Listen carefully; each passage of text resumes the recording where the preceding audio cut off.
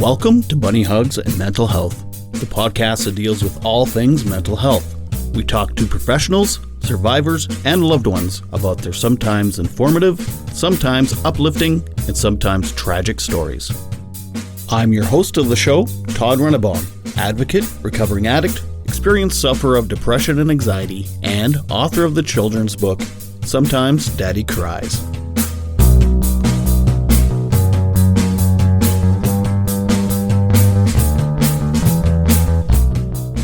Hi, I'm Todd Rennebaum, and you're listening to Bunny Hugs and Mental Health on the Saskatchewan Podcast Network.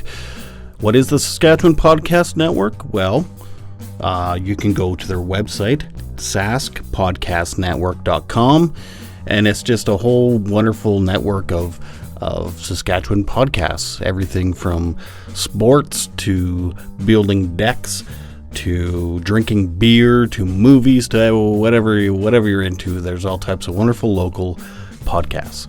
So this week, I like to give a couple thanks as always. And my first thank you is actually to my friend Carmen Beaton. She's a wonderful artist. I just bought a t-shirt from her and I absolutely love it. It's even more wonderful in person than it was when I saw it online. If you want to check out her artwork, it's Carmen, Carmon, Beaton, Beaton .art on Instagram. And then from there you can follow all types of other wonderful things of hers. And of course, I always would like to thank Annabelle from Penny University Bookstore on 13th Avenue and 3104 13th Avenue. And if you don't want to go, if you're so worried about COVID or you just don't like talking to people, then you can go to pennyu.ca. That's the website for Penny University Bookstore. And you can order books right online and have them shipped right to you. So isn't that nice? One more quick thank you is to Jared Benson. I meant to thank him weeks ago, and maybe I even did, and I just don't remember. But if I did, I'm just going to thank you again, Jared Benson, for all your wonderful likes and comments and shares and anything else you do. So this week's guest is Heather Ashton, and she is a psych nurse, and I am so glad she is, because she is maybe one of the sweetest people I've ever met, and she's very passionate. And one of the reasons she is so passionate is because she's a former patient of the psych ward that she is now working on. Plus, her brother has been a patient on the ward a few times as well, so it's near and dear to her heart.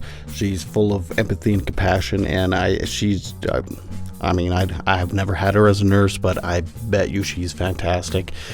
And she's learning from all types of other wonderful nurses, so she's the perfect person to be in that position.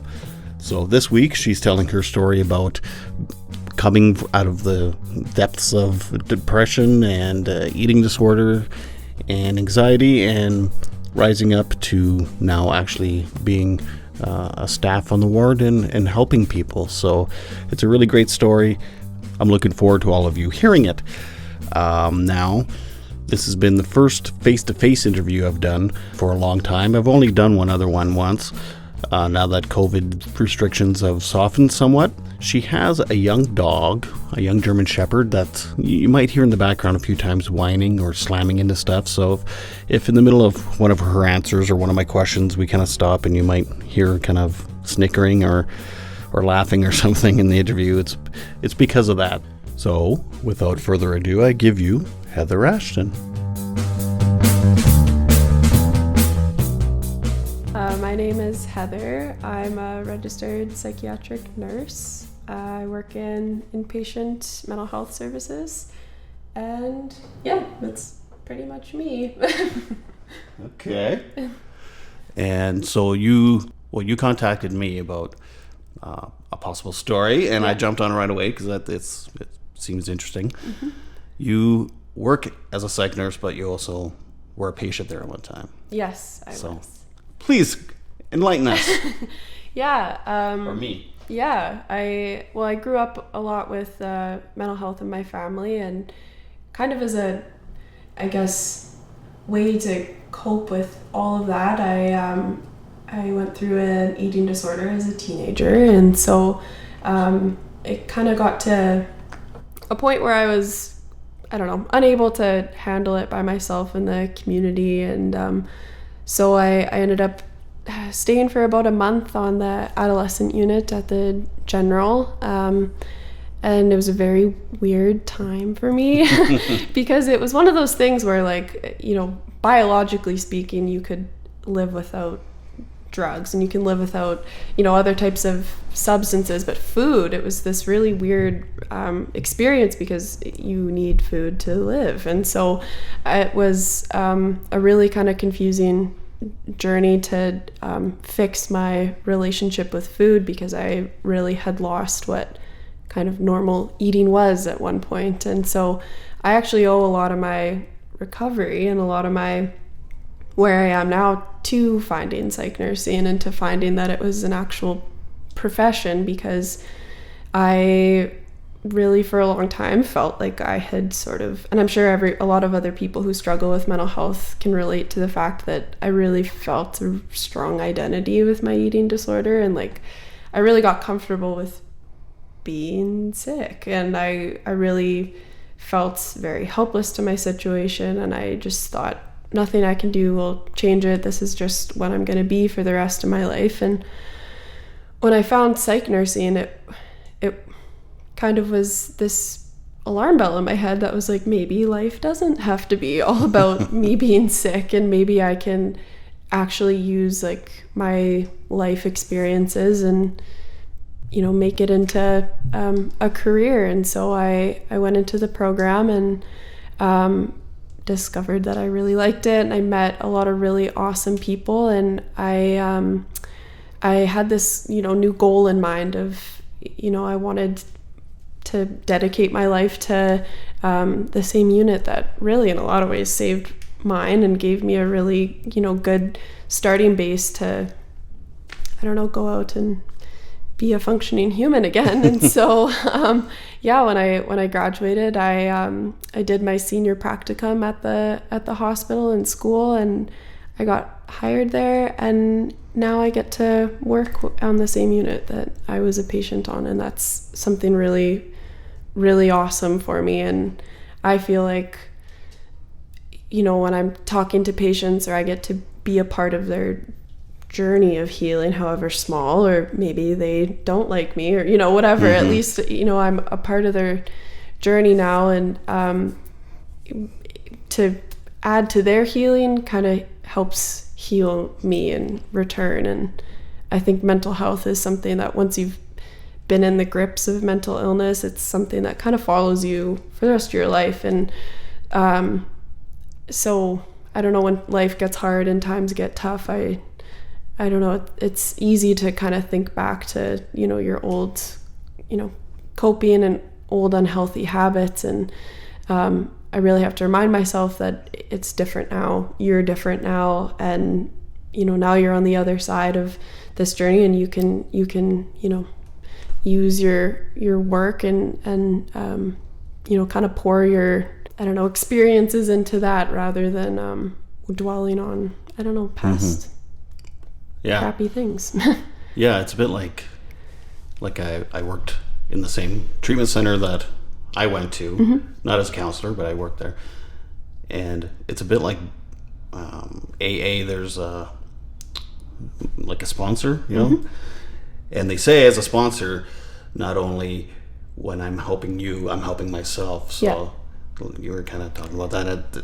So I can kind of relate to how being exactly where you were and helping those people in the exact same spot help you. It's and like that whole giving back and that whole the feeling of purpose in a way too, having a job like that. Absolutely. It's, you know, I see a lot of myself in some of the patients, and it like I don't readily tell patients I was here once, and I don't really make that, you know, public, but they might appreciate that. And I think it's, you know, even when I can tell a patient, you know, I do understand what you're going through and I really mean it, I think that's really, it's fulfilling for me, and I can only hope that it you know, can help a patient out too, because there's a lot of confusion when you're a patient in the hospital. There's a lot of anger, and there's, you know, a lot of just questions that you have that it just, you know, it makes no sense. And so I don't know, when a patient's in that same boat, I feel like I'm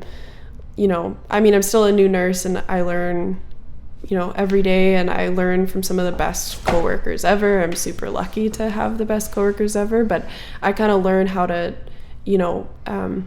sit down and make the experience make a little more sense, because that's what I needed when I was sick, and when I was there, is I just wanted someone to understand and to explain, because I had no idea what was going on.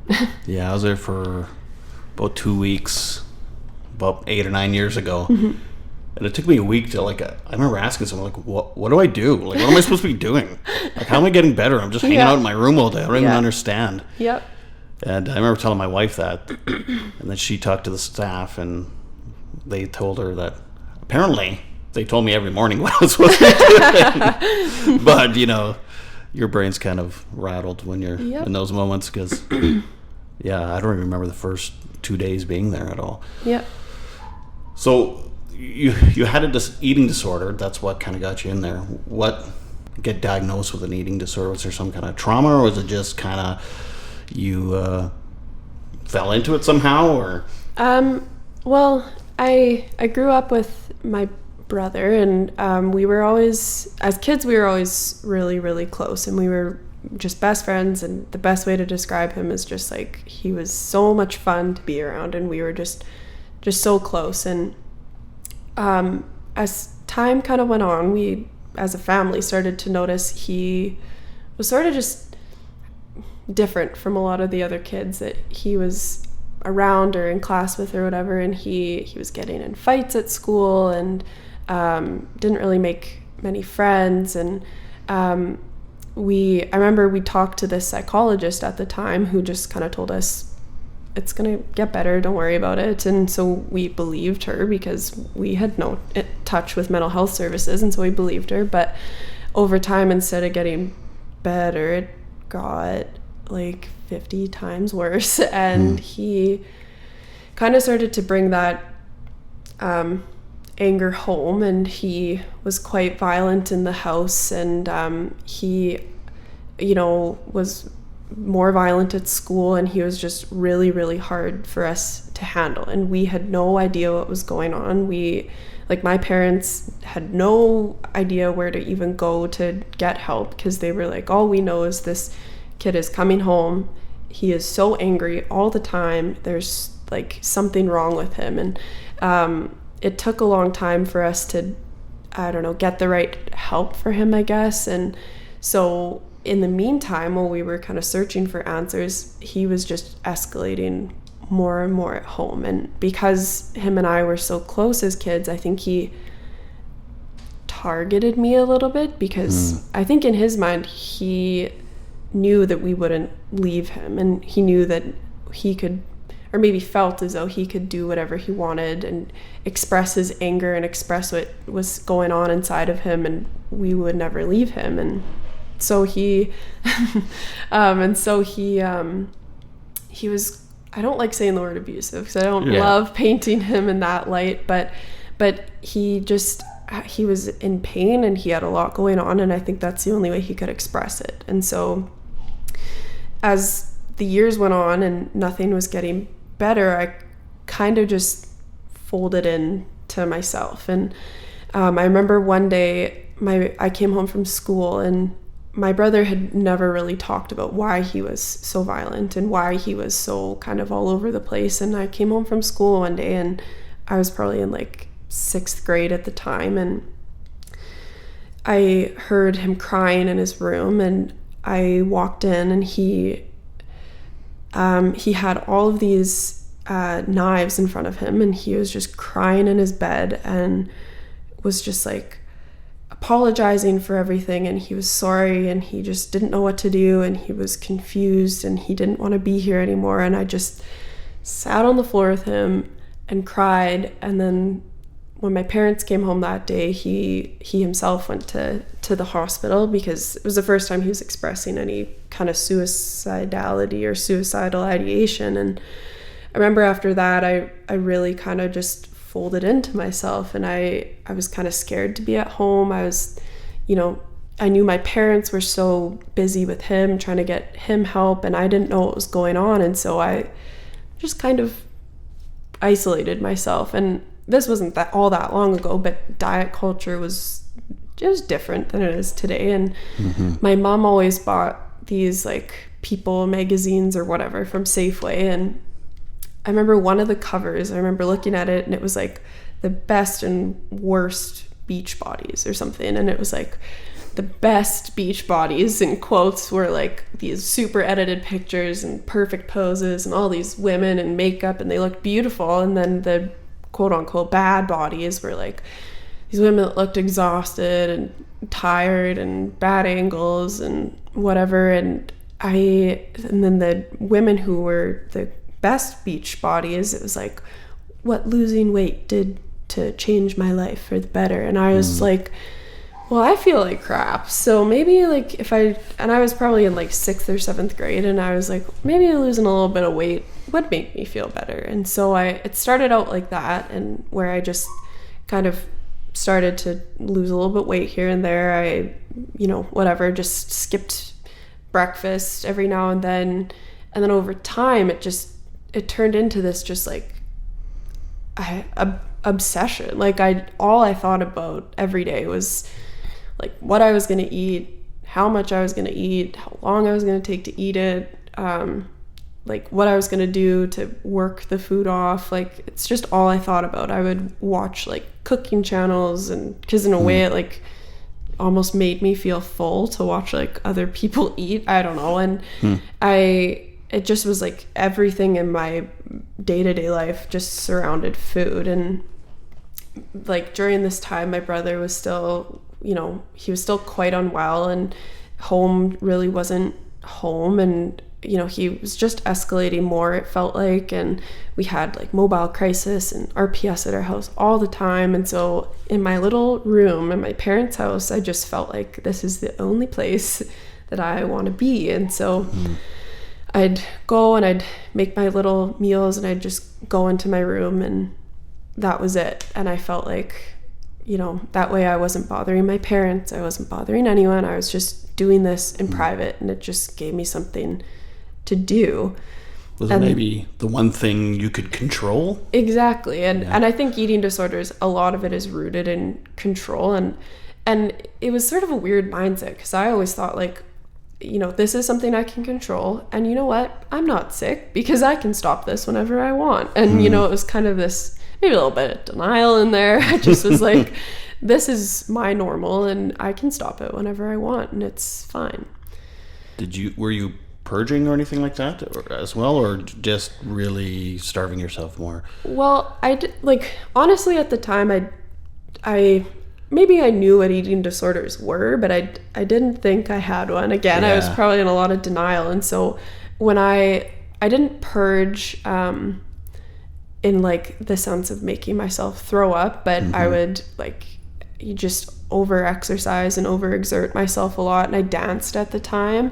And so I would sort of use dance as a way to, I don't know, get rid of any calories I wasn't comfortable with. Like, I would wake up in the morning before going to 7th grade, and I would go for runs, or I would, it was also a weird time for like exercising videos on YouTube. And so like, and it just, everything about the time that this was going on was all pointed towards be thinner is better. And so yeah, I would just overexert myself, and I remember feeling physically terrible, but I just, like, I don't know, I just thought, like, this is all part of the journey. Like, I think I was in a lot of denial about what was going on, I guess. So, we'll get back to your brother for a sec, but for your eating disorders, is it something you still have to maintain, or are you, like cured? I mean, like I said, I think mental health is something, and I think it will be something I have to keep in check, I guess, for my whole life, I think. And I'm in a place now where I'm doing a lot better. I mean, now I eat what I want to eat and when I want to eat it, and And that's really freeing, because for a long time, like, I had no concept of what normal eating even was. Like, I didn't know if someone brings me a pizza, do I eat one piece? Do I eat 5? Like, what do I do? And because I didn't listen to, if I was hungry, eat something. It was like, at the time that my brain thought was okay to eat, and the only foods that my brain thought was okay to eat, that was all that I ate for so long. And so it took a really long time to eat intuitively and learn that, your body tells you when you're hungry and stuff like that. But now I'm doing a lot better. But when things get hard and when life gets stressful, sometimes I do, like, think back to, what I did to feel better then. And, I'm really thankful to have a really supportive partner who, like, when I am maybe restricting a little bit, or I am, not eating enough, he's pretty good at noticing that and helping me be aware of it. Because sometimes I do it without even noticing now. But in terms of weight and in terms of my day-to-day well-being, I'm doing a lot better than I was then. So good. Yeah. So now back to your brother. Yeah. Is he still struggling, or was he ever diagnosed with anything? You know what? His last admission to the hospital, he actually got a really awesome psychiatrist who I now get to see at work every day, which is, like, it's so awesome. And I just look at her with, like, stars in my eyes because when he was there, she got him on a new medication, and it's a depot injection, so it's one that he gets every 4 weeks in his arm, and he had never been on one of those before, and it changed his whole life, like, this medication. And she pulled a lot of strings to get him some testing and things like that. He was diagnosed eventually with Aspergers, which is on the autism spectrum for anyone who doesn't know, and ODD, so oppositional defiance disorder. Ooh, what's that? It's, I guess the best way to describe it is people in positions of power over you, so even parents or teachers, or people that are in a sense higher than you, when they're trying to, like, control you or tell you no, it kind of sets off a trigger, and you're very defiant to these things, and you react in sometimes aggressive or negative ways.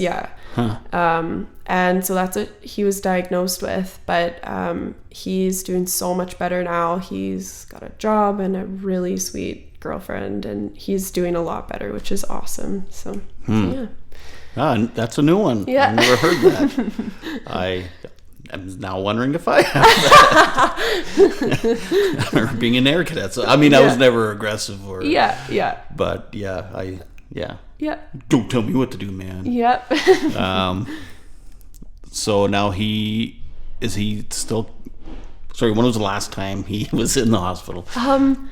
It would have been a couple years ago now. I can't remember the exact year off the top of my head, but were you working there at the time? No, I wasn't working there, which is probably a good thing, but I wasn't working there yet, and he's been good ever since. And he has a lot of support from my parents, because he does struggle with his Aspergers. He's quite awkward and quite has a lot of trouble, like, socially. Socially he's very anxious and just hesitant to kind of engage in those types of things, and he's still quite dependent on and even things like taking his medications and remembering to go get his injection. My parents are pretty on top of him for that, which without them he probably wouldn't be as well off as he is.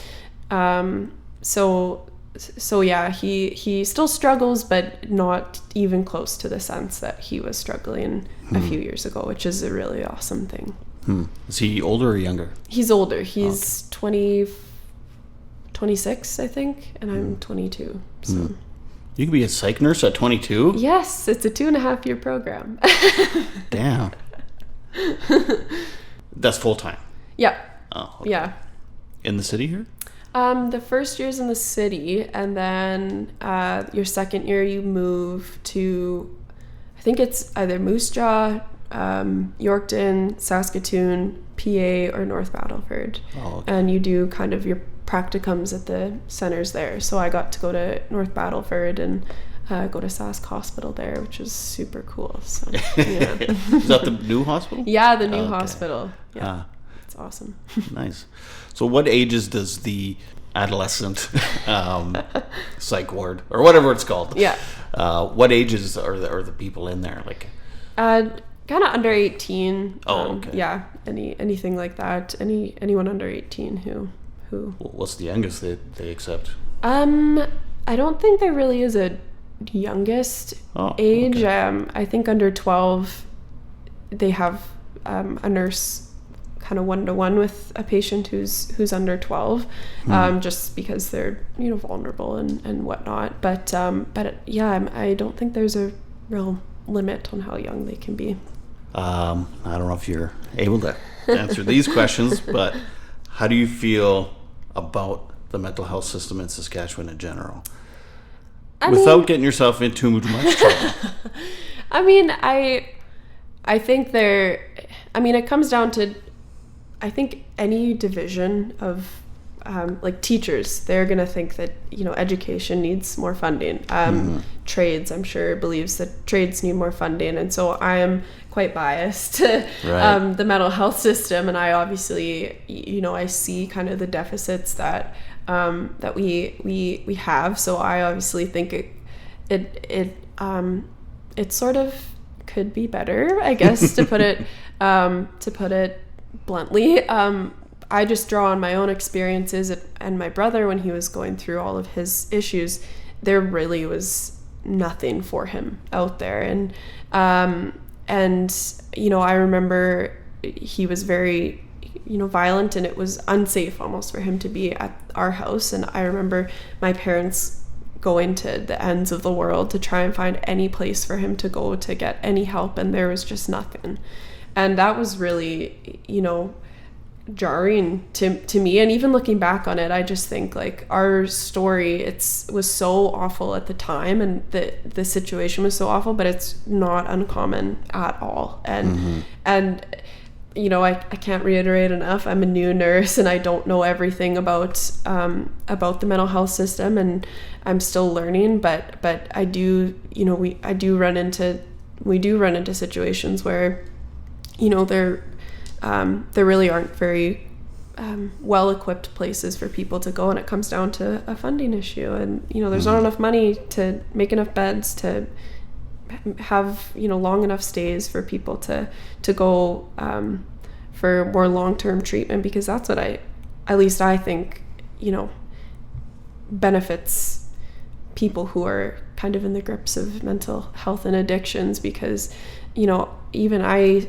have seen a lot of people who come in and maybe they're addicted to a substance or something, and we're an acute unit, and so our job really isn't to keep people for a super long time, and that's kind of what results in sort of revolving door patients who come in again and again and again, because there's nowhere for them to go that is safe enough for them during a really fragile time. And I think that's a real sad reality, because people deserve to get better, and they deserve adequate services in the community, and they deserve to not rely on an acute unit at the hospital every 2 weeks for help. So I still find that even doctors, like family doctors, especially in small towns, they don't even know how to navigate that mental health system.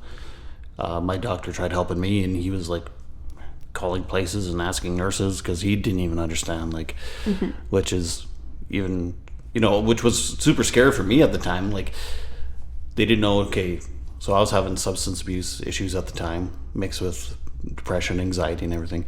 And they didn't know should we put him in the psych ward? Should we get him addiction issues?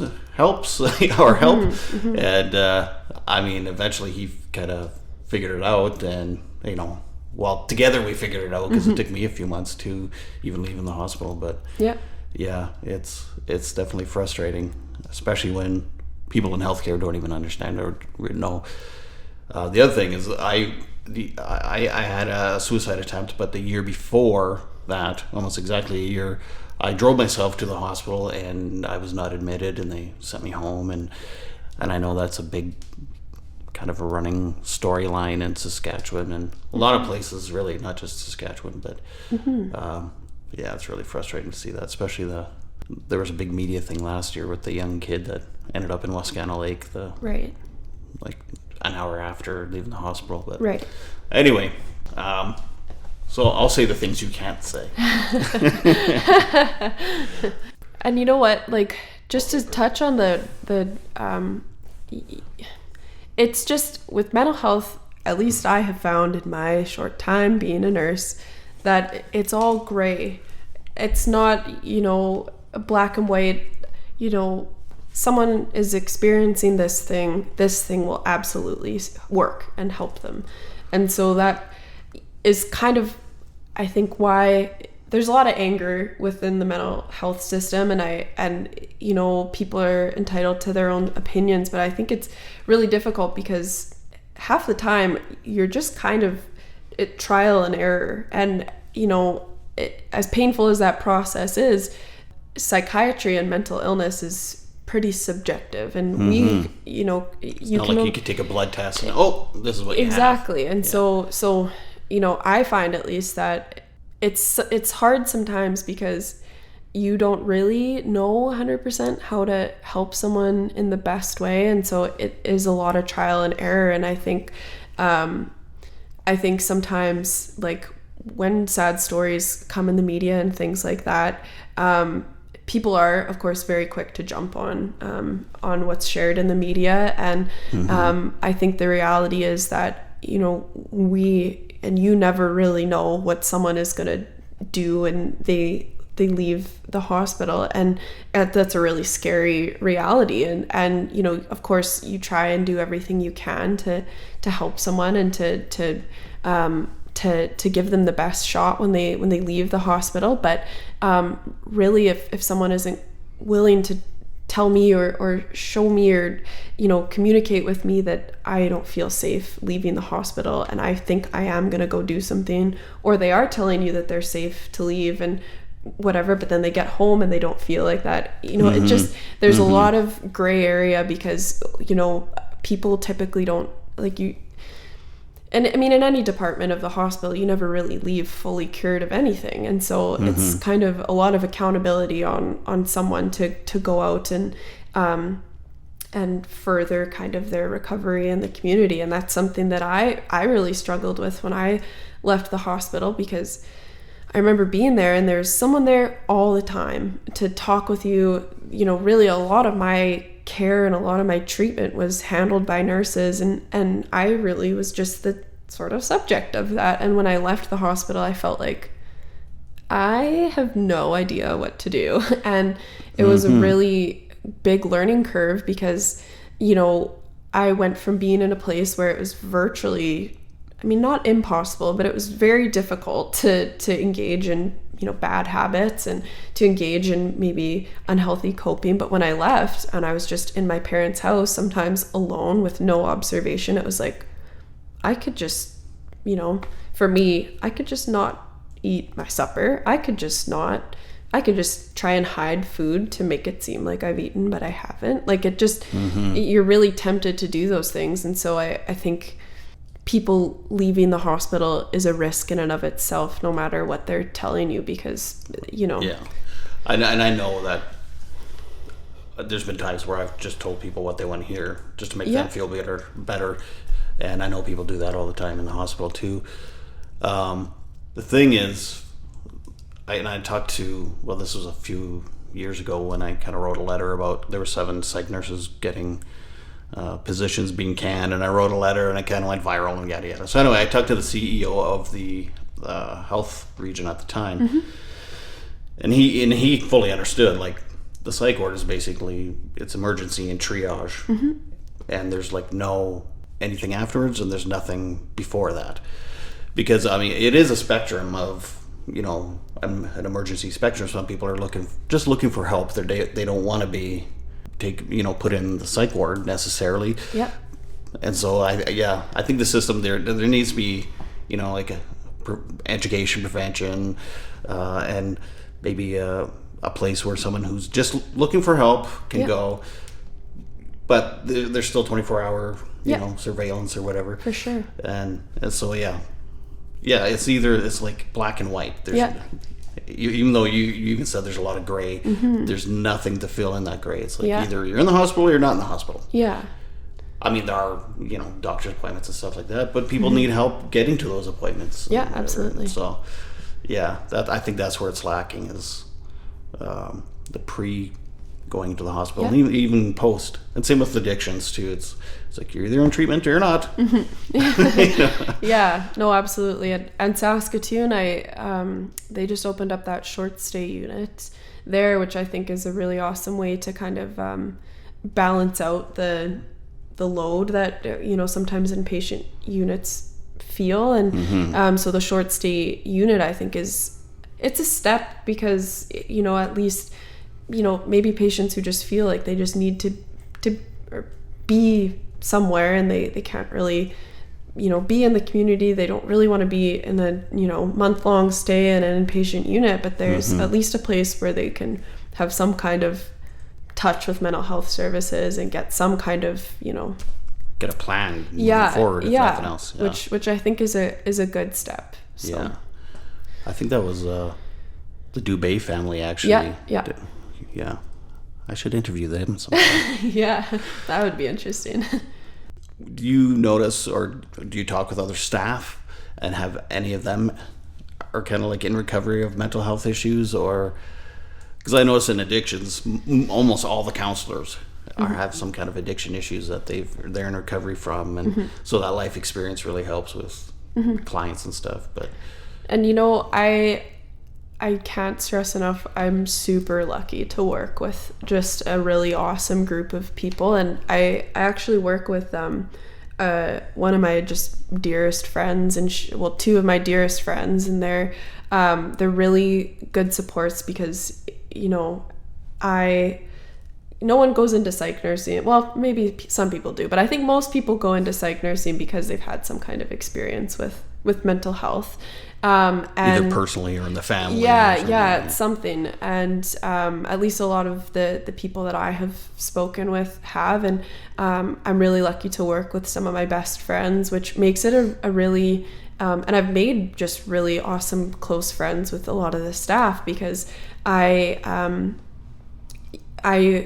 I know a little bit about their life story, it makes me feel a lot closer to them. And then, nursing is a difficult profession. And so when times get tough at work or I'm feeling really overwhelmed, it makes for a really awesome environment for me to lean on for supports when I need it, and people who understand and who get it. And I think that's a really awesome feeling. And it's really nice to know that whether they have been through mental health struggles themselves or whether they have worked in mental health long enough to build up enough kind of experience and dedication to the profession, it just makes for a really trusting environment, at least from my perspective, because you need people to lean on when work gets tough. And so it's really valuable for me to be able to lean on it and learn from really awesome professionals who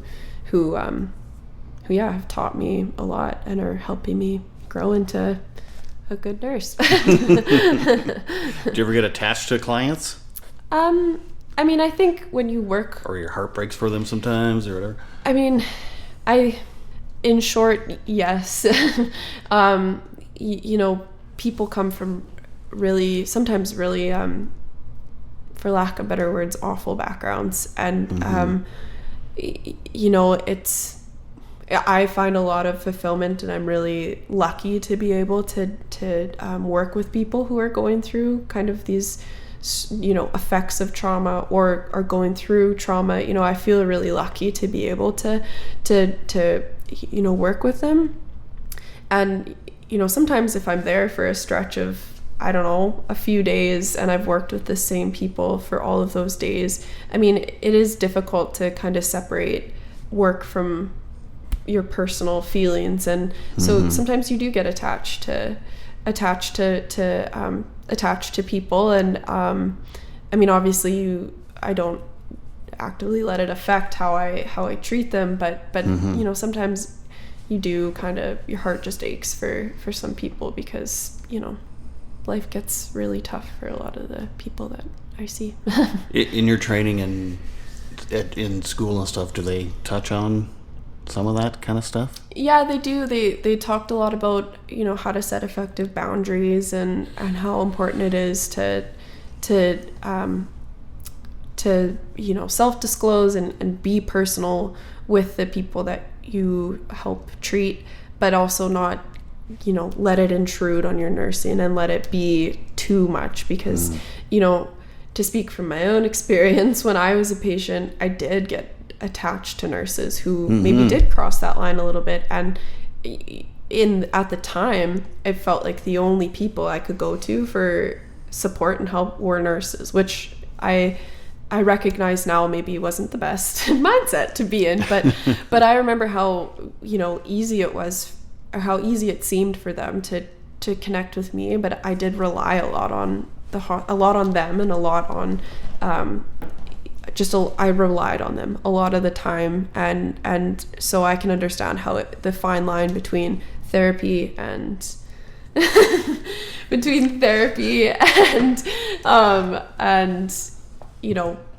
maybe teetering on the side of being unhealthy for the patient. So I always have to kind of keep myself in check and remind myself that I don't want to maybe make a patient feel how I felt towards the nurses, and I want them to feel as though they can go and make connections and blossom into their own person, and not feel like the only people they could talk to as a nurse. So right. And in some ways it's the opposite in addictions. Maybe not, I mean, you don't rely on just the staff, but you rely on other people that are in recovery, and they really encourage you to hang out with people in recovery and stuff. And but anyway, that being said, I mean, I got attached to people too, and people got attached to staff. And do you recognize any of the nurses working there that, like, from your stay there?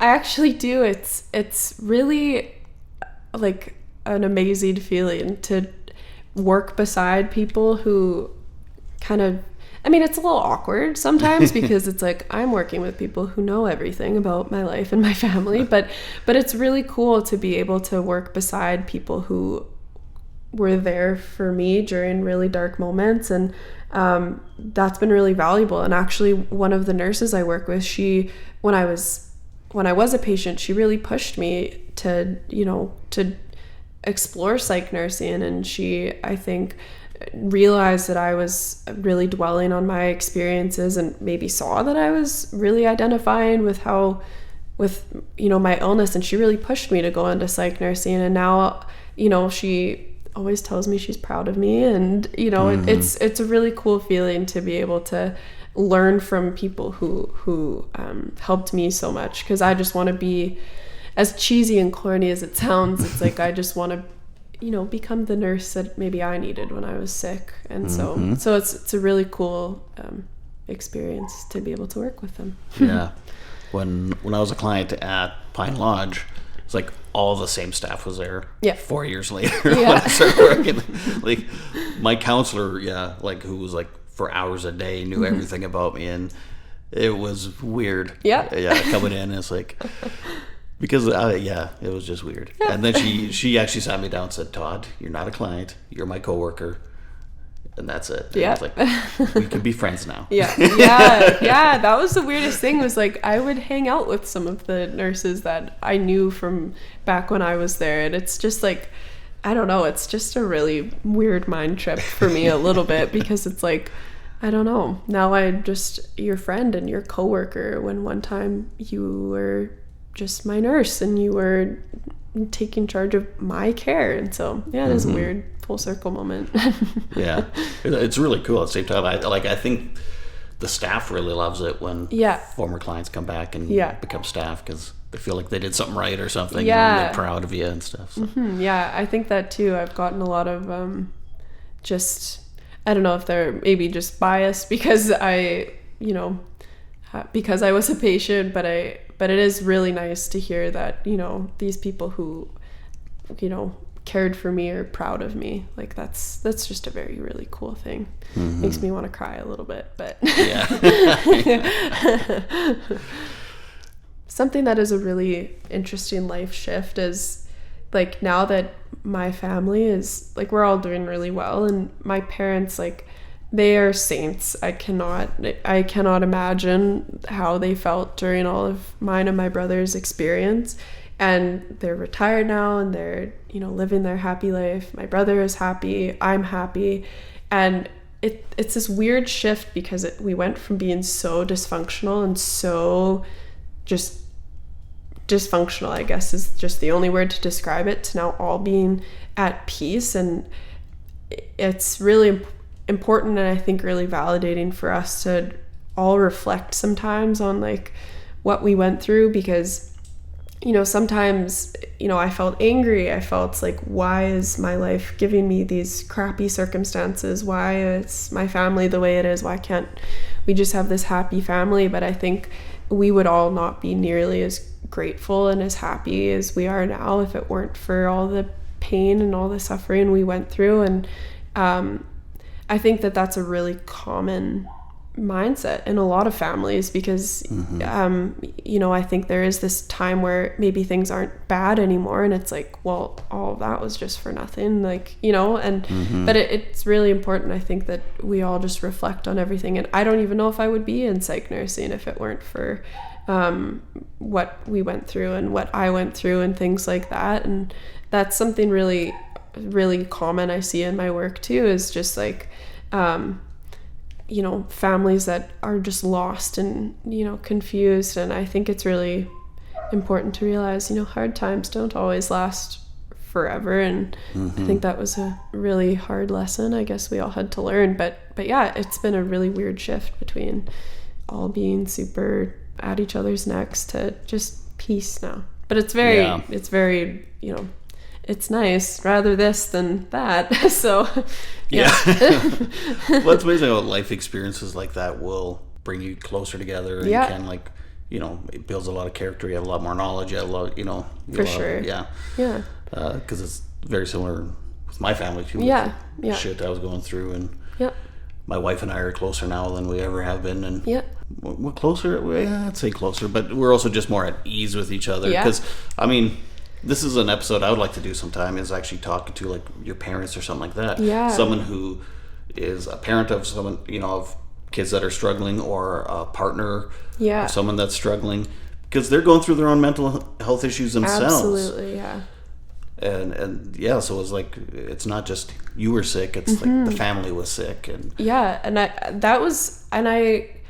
at the time, I remember thinking, like, no one notices, no one sees that I'm sick. I'm doing such a good job at just being alone and dwelling in my own whatever. And I remember my parents, when they took me to the hospital, I just was like, I don't need to be here. I'm like, I don't need to be here. I just want to go home. Because like how I ended up going to the hospital, I was at school and I like started to feel super lightheaded, and I just like sat down on my stairs and I was like, oh my gosh, I can't even walk. And so my parents, because you were so malnourished, I guess so, yeah. At that point, like when I got to the hospital, like my blood sugar was really, really low, and so they ended up admitting me to pediatrics first to just medically clear me before I moved over to psych. And so they picked me up, and I thought, I'm just going to go home and whatever, go to bed. But they drove me right to the hospital, and I was like, what am I doing here? And then they just looked back at me in the back seat, and I remember just the look on their face. And I remember thinking, oh shit, they did notice. They do know what's going on, and this is not their first rodeo. And so like, I know now, like they were just besides themselves while I was going through my struggles too, and they were in like marriage counseling. They were they were hardly sleeping. My mom was like I think my mom was in therapy. They were just both they were sick themselves because I was sick, and I don't think I realized how much of an effect I had on my parents, and like their support was unwavering like the whole time, and I can't imagine if I didn't have that support how I would have turned out. But it is true. It really it affects the people around you just as much as it affects you, because I know they probably felt really, really helpless, and so yeah. I often tell people, like, I was sick and I was in a dark moment, but I had support. People were helping me. I think it would be, it was a tough position to be in, but I couldn't imagine feeling my wife's emotions and like the helplessness my parents do, and like my family, and because ultimately I could get help, whereas they couldn't watching me couldn't, like I said, like, it's just helplessness. And, absolutely. I feel like I couldn't imagine having been in their situation, because all I knew was how I felt, and like even when I was quite sick, I was very defiant to the rules that when I didn't really want to eat what the dietitian wanted me to eat leaving the hospital, and I was Is that partly that disorder your brother has? Yeah. Oh, not to self-diagnose or anything. But I didn't really, I was uncomfortable. I didn't want to do it, and all I knew was like, I don't want to follow through with this. And my parents probably just felt so sick, and so like, we just want you to feel better. We just want you to do better. And like, oh, I know. Yeah, can't imagine how frustrating I probably was to them. Yeah, even working with clients, sometimes you just want to shake them, like, oh, we're trying to help you, and you're doing everything you're doing the exact opposite of what we're saying on purpose. Yeah. You're trying to prove a point, and trust me, it's not working. I've been there. It's not working. Yeah. What's the name of that disorder again that you said your brother had? Oppositional defiance disorder. Oppositional defiant disorder. I can't remember. Neat. Yeah. I actually would like to buy the DSM-5. Oh yeah. Just flip through there. It is really cool, actually. Sometimes I just read it when I'm at work, or I remember as a student we had a copy that we all just shared, and it was just like the weirdest thing. It was just, there's so many things that I'm like, what the heck even is this? Makes you wonder if there's that many disorders. Is it just, are they actually disorders, or are we all just human and we have weird things? Yeah, that's very true. We all need a med for something. Yeah, but that's what I mean when it's just like all gray, because it's just like, is this just a human behavior and someone just going through the motions of being human, or is this an actual psychiatric illness that probably needs intervention like right now? It's like such a weird spectrum.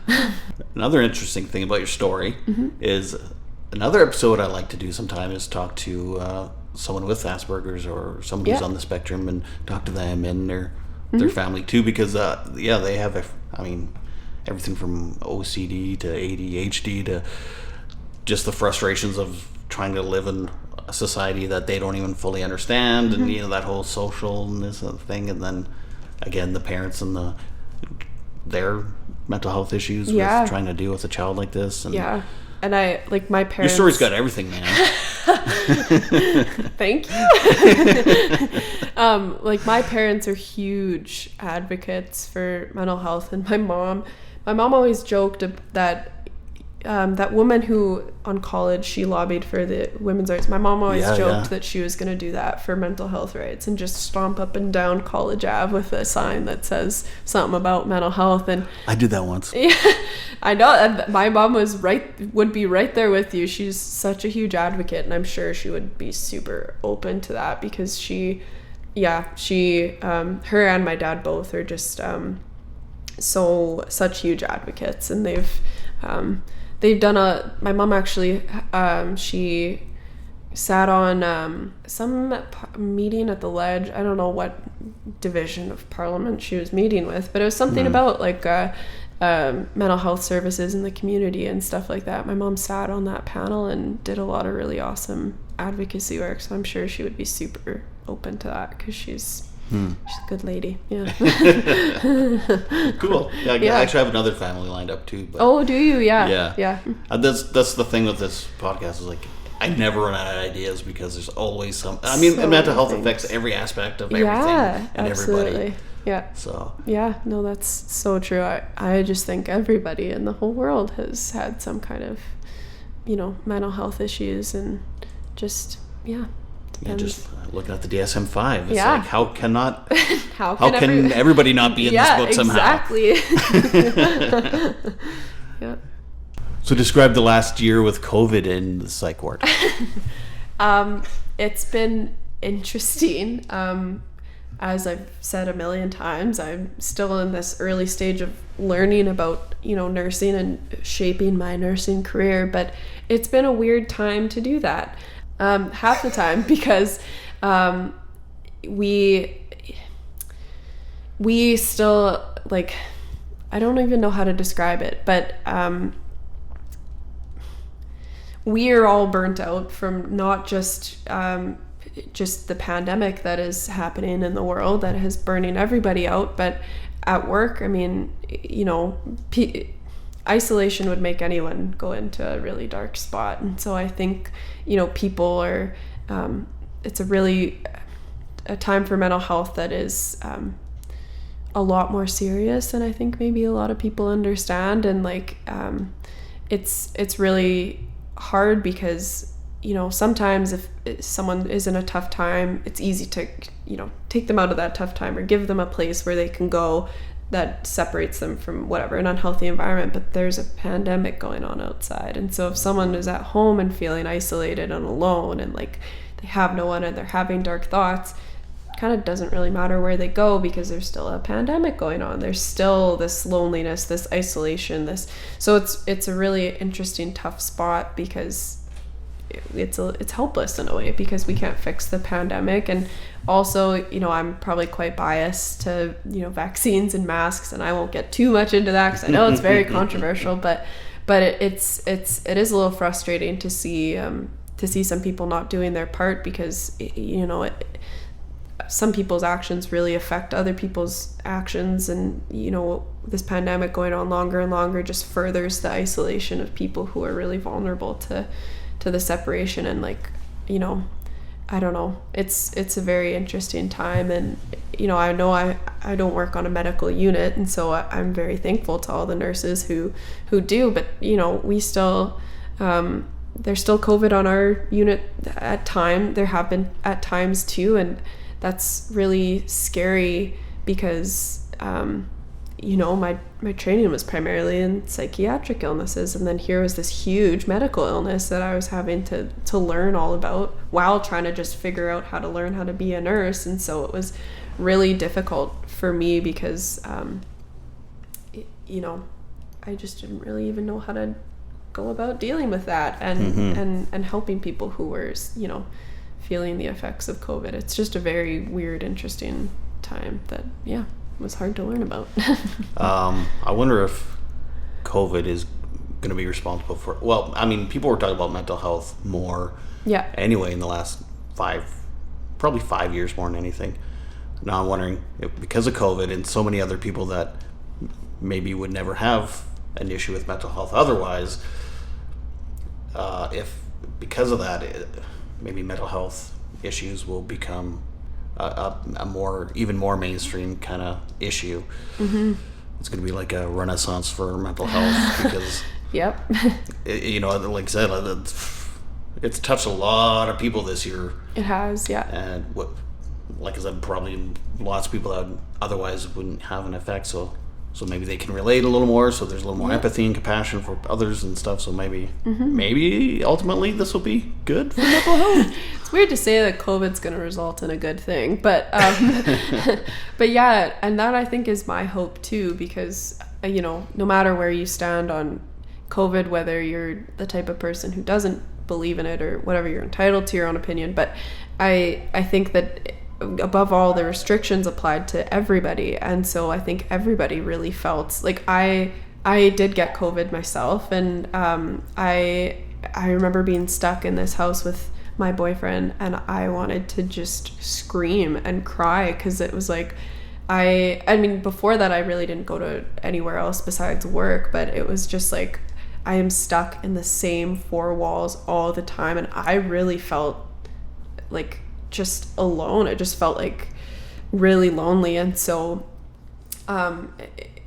you know, I don't think I'm the only person that has, you know, felt like that. And I'm thankful that I have, you know, developed some good coping skills to handle that. But, you know, I can't imagine how people who haven't gotten that far or aren't, you know, at that point yet would have felt. And so I hope that, you know, my hope is too that COVID kind of opens up how common and how easy it is to fall into those really negative thoughts. So, yeah. The scary thing for me was how much I loved isolating. I mean, I thrived. Yeah. I was like, this is awesome. Oh my god. I don't have to talk to anyone. Yeah. We don't even have to get together for Christmas. Oh my gosh. Like, this is awesome. Don't get me wrong, I had some dark days too, but at the same time I was like, man, I could just stay at home and do whatever I want. Yeah, that's I guess the flip side too, is it's like, it's gonna make people, I know when I started like seeing my, you know, my select friends and my select family, you know, just recently with the restrictions lifting, I was like, why do I feel awkward talking to my own parents? Like, why do I feel awkward? And it was like, I had just spent so long literally just coming here and then going to work, coming here, going to work. I like ordered all my groceries in and everything. Like, I didn't go anywhere. And so then now it's like, I need to just relearn how to socialize. I need to relearn this basic human behavior again, because it's just weird. Yeah.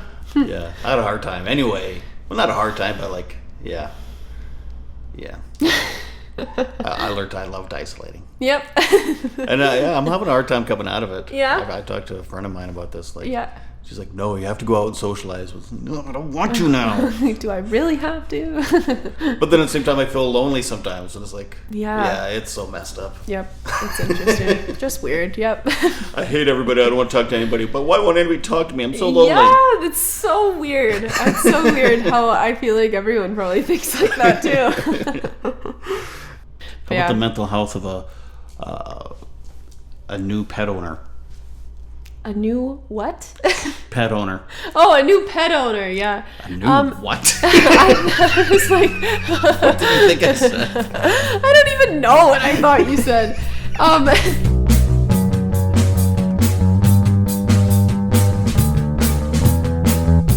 Thank you so much for that, Heather. Thank you for letting me come to your house and record right in your living room. And thank you for being a psych nurse and just being so wonderful and so sweet. I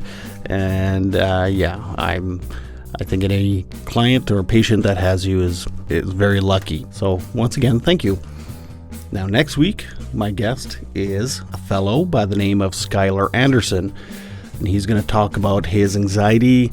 He's somewhat self-diagnosed with some OCD and PTSD. Yeah, we kind of discuss, we talk about all types of stuff, really. One of the things is how it's hard for males to open up and talk about their emotions. And I'm not going to lie, I have a hard time getting some good male guests on here to really be vulnerable and to talk. I should say hard. I don't know. It's not hard, I guess, but it's a lot easier to get women. Women actually contact me to talk. I actually have to seek out men. Anyway, it's another really great interview. He's a super great guy. So anyway, look forward to that next week. Thank you for listening, and please subscribe, rate, and review however you are listening to this podcast. It only takes a moment, and it really helps the show out with getting noticed. This episode has been sponsored by Penny University Bookstore, 3104 13th Avenue. Call 639-571-2186 and check out their online bookstore at pennyu.ca. The Saskatchewan Podcast Network is supported by Connexus. Wellness, however you define it, is achievable. You don't even need to figure it all out by yourself. Talk to Connexus. They'll give you guidance, motivation, and the push you need to reach your goals. They've got you. They're your financial partner, and they know you can achieve your very best, your financial best. Prove them right. Start right at Connexus Credit Union. The Saskatchewan Podcast Network is also sponsored by Direct West.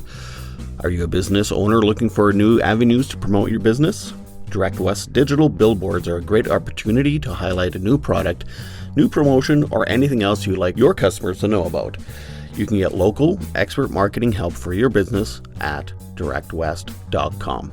If you are having a mental health crisis, please call the Canadian Crisis number at 1-833-456-4566. In Saskatchewan, the mobile crisis team in Prince Albert is 306-764-1011. In Regina, it's 306-525-5333, and in Saskatoon, it's 306-933-6200. Don't forget to check out my children's book, Sometimes Daddy Cries. Sometimes Daddy Cries is told through the eyes of a boy whose father suffers from depression. He sees his dad get sad, rest, and even go to the hospital, all while comparing his father's depression to a physical ailment. Available on Amazon.ca. I'll see you next time. This is Todd Redebaum saying, make your beds and take your meds. Bye.